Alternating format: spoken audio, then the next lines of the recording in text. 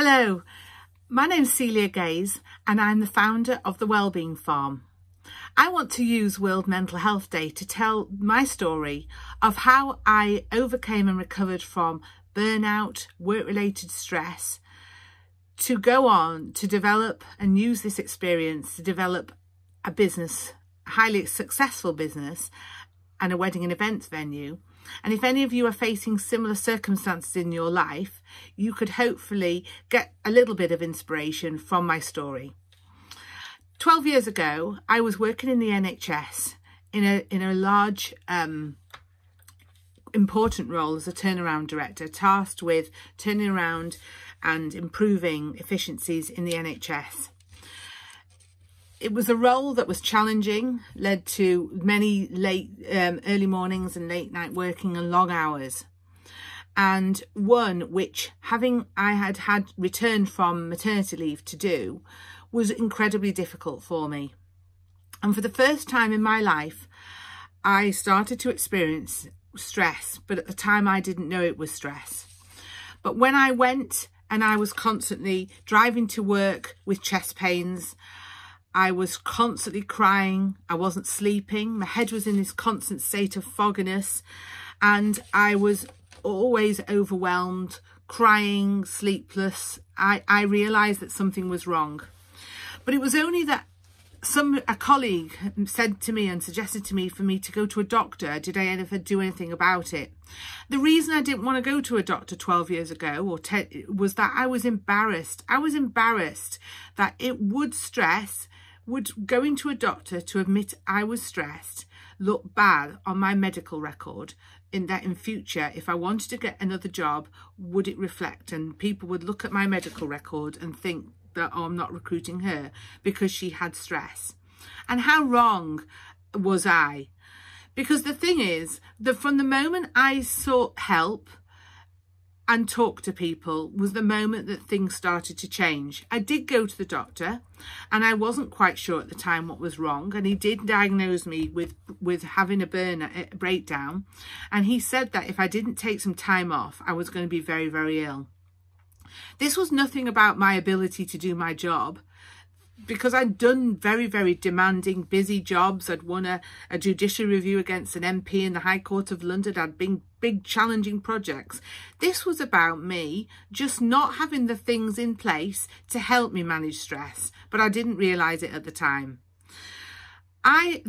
From going to the doctors, I was told to take time off, and I wanted to know what was it that about a condition that you can go from a high-flying, sitting on board of directors, having a big profile job, to being a crumbling wreck of somebody who cries all the time, doesn't sleep, and is constantly worried and thinking about what people think of her. I decided to study stress, and this was stress. I decided to study stress, and I used the studying to go on and really uncover what caused stress, what was it about it, and I decided to use that learning to change my life. You see, at the time, one of the modules on the course was to study the elements of building design and building design to minimize stress. And it was only a 1,000-word piece of coursework, but I got so into this that when it came to have my coursework in, I just didn't want it to end.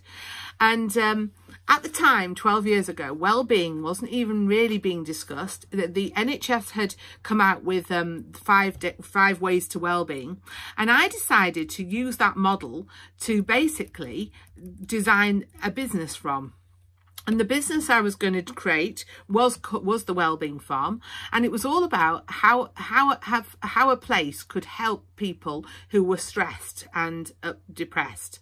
So basically, I took the 5 ways to wellbeing, which for those of you who don't know about the 5 ways to wellbeing, it was an NHS initiative originally, but it's quite old now, to be honest.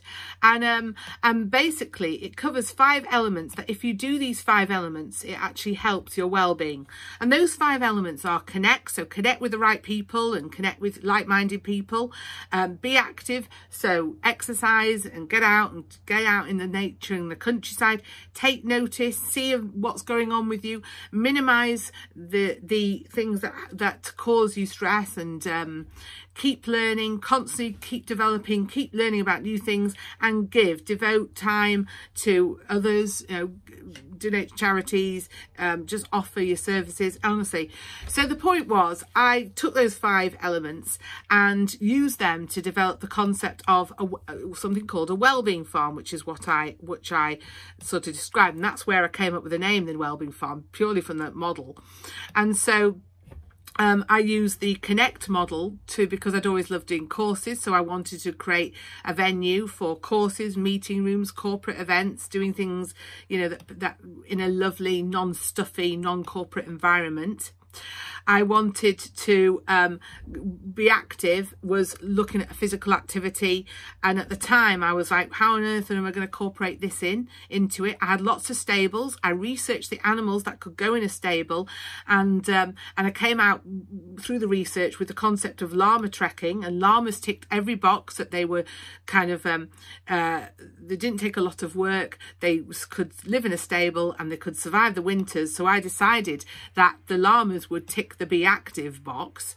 The take notice, the farm had a beautiful setting. It was absolutely gorgeous in terms of the views. 800 feet above sea level made it amazing concept. So that was the sort of take notice box. The looking at the next part of the box was keep learning. I'd always loved doing courses. I've done over 100 courses. Some of those courses, and in the definition it says, you know, learn how to cook your own food. So I literally took that and developed a cookery school, and alongside that my partner had a butcher's, and we decided to do butchery courses, and we were going to run sustainability and where food comes from, and that food to fork journey. So I decided to take that element of the 5 ways to wellbeing and turn it into a thing about education.